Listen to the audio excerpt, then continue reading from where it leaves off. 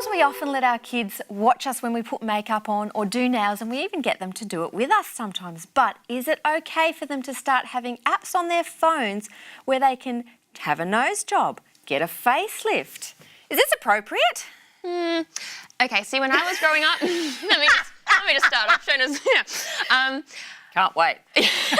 When I was growing up, I was using platforms like Barbie.com and Bratz.com, you know, the toys, and right? you're reasonably okay, aren't you? I'm reasonably okay.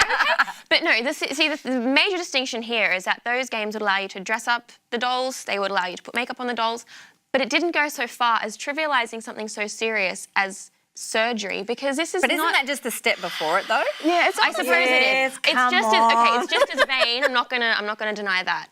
But I just think this takes a step further, and it's saying, you know, it's okay to just have a knife into your face. No worries. Like, do you know, when I was growing up, we had a game called Operation. Do you remember that? Yeah. With the magnet, and you had to go into a stomach and take it out. You mean medical operations that were needed? Really? Not so sure about that either. But this is elective. There is actually something really wrong with this because, you know, I play with my Barbie dolls and stuff. But Barbie doll, white, blonde. Yeah, thank you. It created self-esteem issues and problems. Yes. And what is this going to cause? Yeah. I actually have a vivid memory of when I was about probably 10 and we were in the computer lab at school, you know, when they had like those bubble Apple computers back in the day. Maybe you guys don't know. Anyway. No, you probably wouldn't know. Yeah. Anyway, I was with a friend and we were dressing up a Barbie doll on Barbie.com, and she looked at it and she said, oh, you know, we'll never be as pretty as that. And in that moment, I was like, you know what? That's true. I'm never going to be as pretty as that.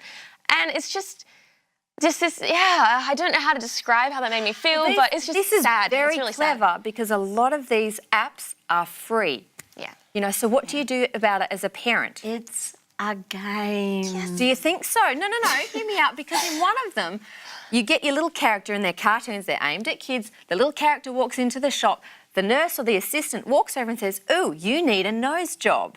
Do you think that's a game, though, to a little kid who might have a bigger nose? Well, what's the rating on the game for a start? The rating is M for mature, which means that. But it doesn't. That's not. It's free, and you can't stop. Well, where are the parents? Why are they not controlling what the child's watching? But again, it's just a game, so it doesn't matter. It's just a game, you know? Well, these are made by a lot of big software companies, and in fact, Apple had some where people complained about them, not particularly in this area, but complained about them, they were removed, and then very quickly came back on when it had all died down. So I don't think they have our best interests at heart at all.